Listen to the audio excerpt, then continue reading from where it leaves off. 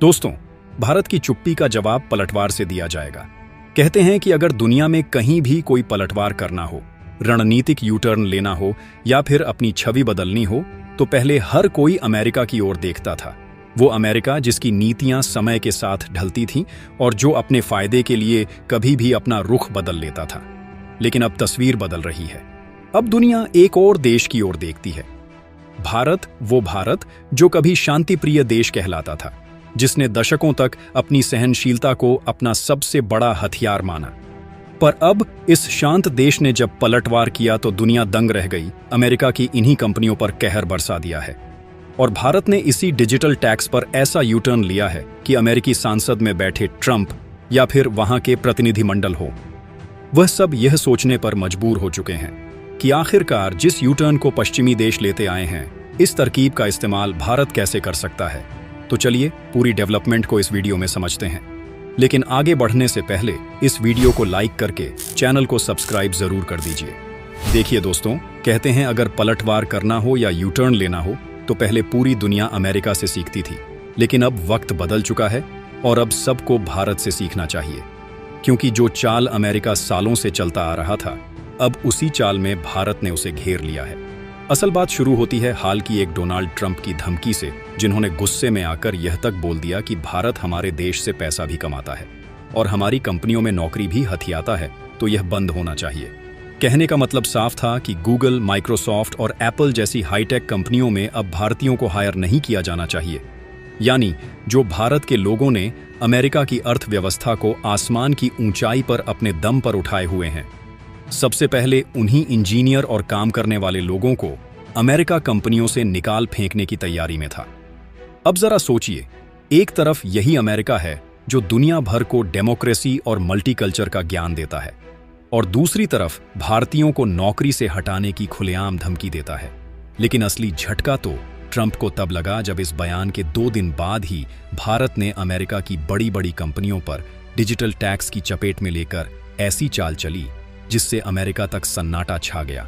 और यह कोई इमोशनल रिएक्शन नहीं था, बल्कि भारत ने इतने शांत लेकिन सटीक तरीके से पलटवार किया कि खुद अमेरिकी संसद में बैठे नेताओं को समझ नहीं आया कि भारत ने यह कैसे कर दिया।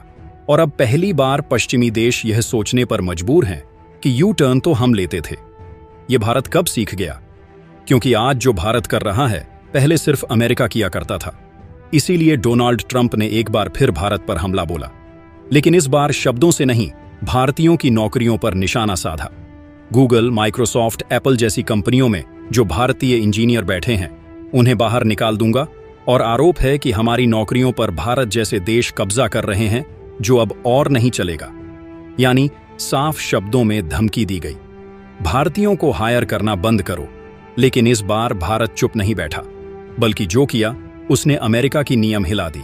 क्योंकि भारत ने छोड़ा डिजिटल टैक्स की जवाबी तोप। जहां आपको जानकर हैरानी होगी कि अमेरिका की सबसे बड़ी टेक कंपनियां गूगल, अमेज़न, फेसबुक सिर्फ भारत से ही हर साल लगभग 162 लाख करोड़ यानी 15 बिलियन से ज्यादा का रेवेन्यू कमाती है। और कंपनी से भारत की सालाना कमाई एक बड़े लेवल पर होती है, जैसे गूगल से RSO 400 करोड़, अमेज़न से RS 33,000 करोड़ और एप्पल से 1000 करोड़। और तो और मेटा, जो कि फेसबुक और इंस्टाग्राम का संचालन करती है, इसके द्वारा भारत को हर साल 15,000 करोड़ की कमाई होती है। लेकिन आपको जानकर हैरानी होगी कि इनमें से ज्यादातर कंपनियां भारत में उतना टैक्स नहीं देती जितना उन्हें देना चाहिए। वह स्थायी कार्यालय न होने का बहाना बनाकर बच निकलती हैं। इसीलिए भारत ने 2020 में चाल चली और इक्वलाइजेशन लेवी और डिजिटल टैक्स नाम से एक नया टैक्स लागू किया, जिसमें 6% टैक्स लगाया गया। ऑनलाइन विज्ञापन सर्विस देने वाली विदेशी कंपनियों पर और 2% टैक्स लगाया गया ई कॉमर्स ऑपरेटर्स पर, जो भारत में डिजिटल सामान या सर्विस बेचते हैं। यानी अब अगर कोई विदेशी कंपनी भारतीय उपभोक्ताओं से कमाई करती है तो उसे भारत सरकार को टैक्स देना ही पड़ेगा, चाहे वह कहीं से भी ऑपरेट करें। लेकिन जब ट्रंप ने भारत पर टैरिफ लगाने का प्रेशर बनाया तो भारत ने भी एक रणनीतिक गेम खेला और भारत ने कहा, कोई बात नहीं है, हम इस टैरिफ को कम कर लेंगे। लेकिन अब जब अमेरिका की तरफ से दोबारा धमकी आ रही है, भारत सरकार ने अमेरिका के साथ चल रही टैक्स एग्रीमेंट्स की बातचीत रोक दी। डिजिटल टैक्स की समीक्षा दोबारा शुरू कर दी गई और यह संकेत दे दिया गया कि अगर जरूरत पड़ी तो डिजिटल टैक्स को और बढ़ा दिया जाएगा। लेकिन रिड्यूस तो बिल्कुल भी नहीं किया जाएगा, क्योंकि अगर भारत ने डिजिटल टैक्स को 2% से बढ़ाकर 4% और 6 से 8 कर दिया तो इन अमेरिकी कंपनियों को अरबों का घाटा हो जाएगा और भारत दुनिया का सबसे बड़ा डिजिटल उपभोक्ता बाजार बन चुका है। हर दिन 70 करोड़ से ज्यादा लोग इंटरनेट इस्तेमाल करते हैं और आने वाले 5 सालों में यह आंकड़ा 100 करोड़ यूजर्स को पार कर जाएगा। देखा जाए तो जीकोकल और मेटा को सबसे ज्यादा एड रेवेन्यू भारत से मिल रहा है और अमेजॉन भारत में सबसे ज्यादा ग्राहक जोड़ रहा है। और साथ ही एप्पल ने अभी अभी भारत में आईफोन असेंबली यूनिट लगाई है। अगर भारत टैक्स बढ़ा दे या पॉलिसी सख्त कर दे तो इन कंपनियों को अरबों का नुकसान होगा। जब ट्रंप ने भारत के इंजीनियरों और प्रोफेशनलों को बाहर निकालने की धमकी दी तो भारत ने सिर्फ एक बयान नहीं दिया, बल्कि एक मजबूत आर्थिक नीति से पलटवार कर दिया। देखिए दोस्तों, पहले अमेरिका पूरी दुनिया में घूम घूम कर अपने हिसाब से नियम बनाता था और जो देश नहीं मानते उनके ऊपर आर्थिक प्रतिबंध, फाइन और दबाव डाल देता। लेकिन अब भारत ने दिखा दिया कि डिजिटल दुनिया के असली बादशाह हम हैं।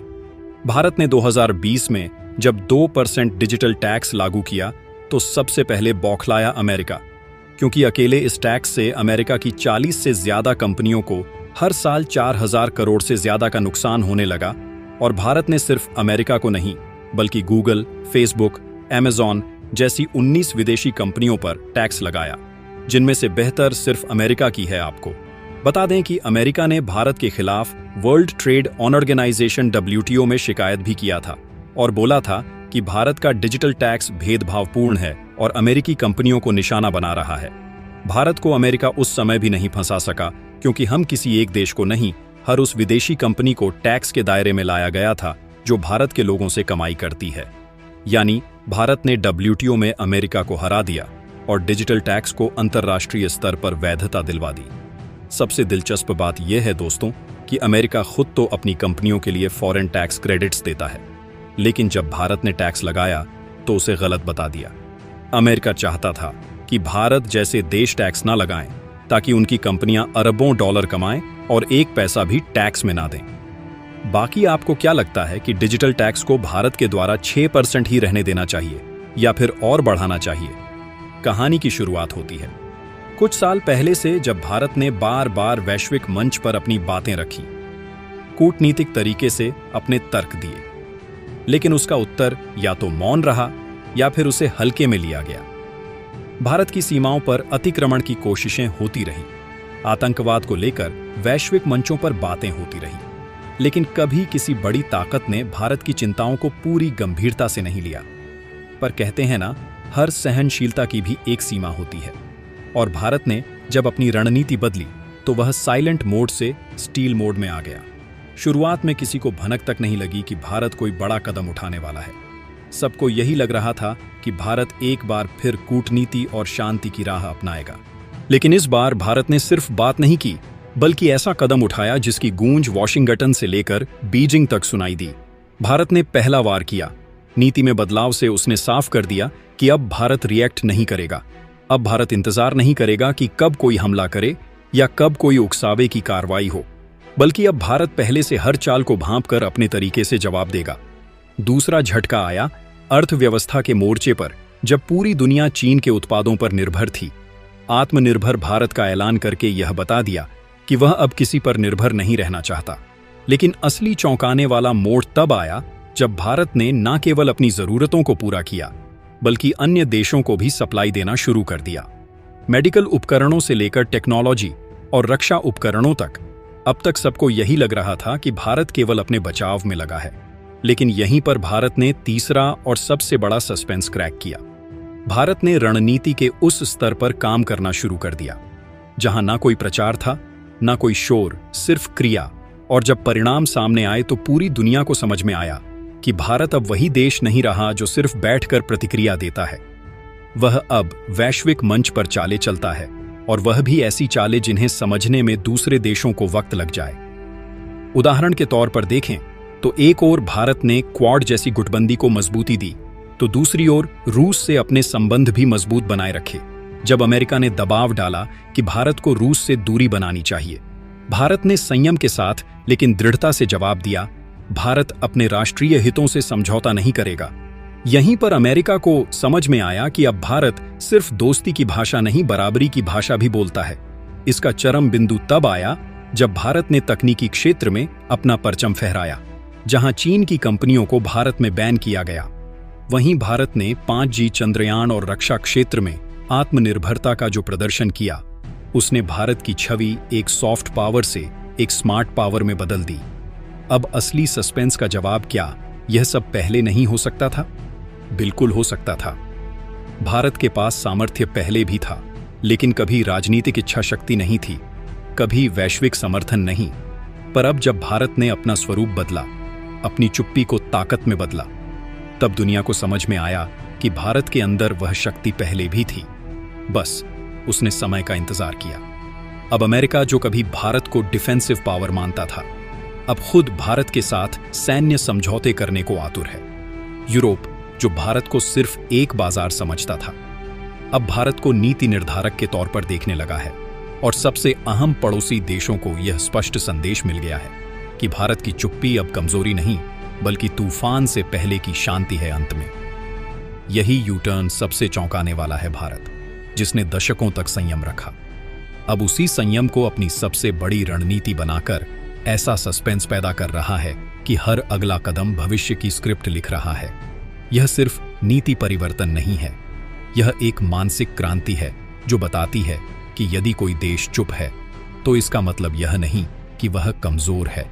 और अगर भारत ने अब अपनी दिशा बदल ली है तो दुनिया को अब उसकी चालें नहीं, उसका इरादा समझना होगा। तो दोस्तों, अगली बार जब कोई यू टर्न या पलटवार की मिसाल दे तो अमेरिका का नाम नहीं, भारत का नाम लिया जाएगा, क्योंकि जो काम भारत ने अब किया है वही काम उसे बहुत पहले कर लेना चाहिए था। लेकिन शायद भारत जानता था कि वक्त आने पर ही असली वार किए जाते हैं, और अब वह वक्त आ चुका है। तो कहते हैं, अगर पलटवार करना है या फिर यू टर्न लेना है तो पहले सब अमेरिका से सीखते थे, लेकिन अब कोई भारत से सीखे। दरअसल दोस्तों, जो काम भारत ने अब किया है यही काम भारत को और पहले कर लेना चाहिए था। लेकिन शायद भारत जानता था कि वक्त आने पर ही असली वार किए जाते हैं, और अब वह वक्त आ चुका है। तो कहते हैं, अगर पलटवार करना है या फिर यू टर्न लेना है तो पहले सब अमेरिका से सीखते थे, लेकिन अब कोई भारत से सीखे। दरअसल दोस्तों, जो काम भारत ने अब किया है यही काम भारत को और पहले कर लेना चाहिए था। असल में देखा जाए तो हाल ही में डोनाल्ड ट्रंप ने भारत के खिलाफ में आते हुए गुस्से में आकर यह बात तक कह दिया कि माइक्रोसॉफ्ट, गूगल और एप्पल जैसी किसी भी हाईटेक कंपनियों में भारतीय लोगों को जॉब ना दिया जाए और इंडियन लोगों को हायर करना पूरी तरह से बंद कर दिया जाए। लेकिन ढंग से उनकी तरफ से इस तरीके की बात कह 2 दिन भी नहीं बीते थे। कोई इधर खबर आ रही दुनिया भर की राजनीति, कूटनीति और वैश्विक अर्थव्यवस्था में भारत आज जिस तरह से मुखरता और आत्मविश्वास के साथ अपने हितों की बात करता है, वह 1 दशक पहले तक असंभव सा लगता था। बीते वर्षों में भारत ने जिस तेजी से अपनी रणनीति, विदेश नीति और तकनीकी क्षमता में सुधार किया है, वह न केवल एक उभरती हुई महाशक्ति की निशानी है, बल्कि यह दर्शाता है कि भारत अब केवल एक प्रतिक्रिया देने वाला देश नहीं रहा, बल्कि वह अब पहल करता है, अपनी सीमाएं तय करता है और आवश्यकता पड़ने पर बिना किसी संकोच के पलटवार भी करता है। इसका ताज़ा उदाहरण अमेरिका के पूर्व राष्ट्रपति डोनाल्ड ट्रंप के भारत विरोधी बयान पर भारत का व्यवहार है। डोनाल्ड ट्रंप, जो अपनी अमेरिका फर्स्ट नीति के लिए विश्व भर में जाने जाते हैं, ने हाल ही में एक बेहद विवादित बयान देते हुए कहा कि माइक्रोसॉफ्ट, गूगल और एप्पल जैसी शीर्ष अमेरिकी तकनीकी कंपनियों में भारतीयों को काम देना बंद कर देना चाहिए। उन्होंने यह भी जोड़ा कि भारतीयों को हायर करना अमेरिका के टेक सेक्टर के लिए खतरा बनता जा रहा है। यह बयान केवल भारतीय पेशेवरों के अपमान का मामला नहीं था, बल्कि यह भारत की वैश्विक सॉफ्टवेयर और आईटी पहचान पर एक सीधा हमला था। लेकिन इससे भी महत्वपूर्ण बात यह थी कि भारत ने इस बार चुप रहना स्वीकार नहीं किया। भारत की प्रतिक्रिया ना तो गुस्से में थी और ना ही भावुकता में, बल्कि रणनीतिक रूप से शांत, सटीक और प्रभावशाली थी। भारत सरकार ने इस बयान का आधिकारिक रूप से जवाब नहीं दिया, लेकिन जो कदम उठाए गए उन्होंने ट्रंप के बयान से कहीं अधिक स्पष्ट और मजबूत संदेश दिया। भारत ने अमेरिकी कंपनियों को यह स्पष्ट संकेत देना शुरू किया कि अब भारत अपने घरेलू टैलेंट पूल को विश्व स्तरीय बनाकर खुद को आत्मनिर्भर तकनीकी महाशक्ति के रूप में स्थापित करने की दिशा में तीव्र गति से आगे बढ़ रहा है। मोदी सरकार की मेक इन इंडिया और आत्मनिर्भर भारत जैसी योजनाएं केवल नारे नहीं रह गई हैं, बल्कि इनमें अब निवेश, नवाचार और नीति का गहरा समन्वय देखने को मिल रहा है। आज भारत में न केवल स्टार्टअप की क्रांति देखी जा रही है, बल्कि technology, artificial intelligence, data analytics और क्वांटम कंप्यूटिंग जैसे क्षेत्रों में भारतीय कंपनियां वैश्विक स्तर पर प्रतिस्पर्धा कर रही हैं। दोस्तों, आपको यह जानकारी कैसी लगी? कमेंट में बताइए। जय हिंद, जय श्री राम।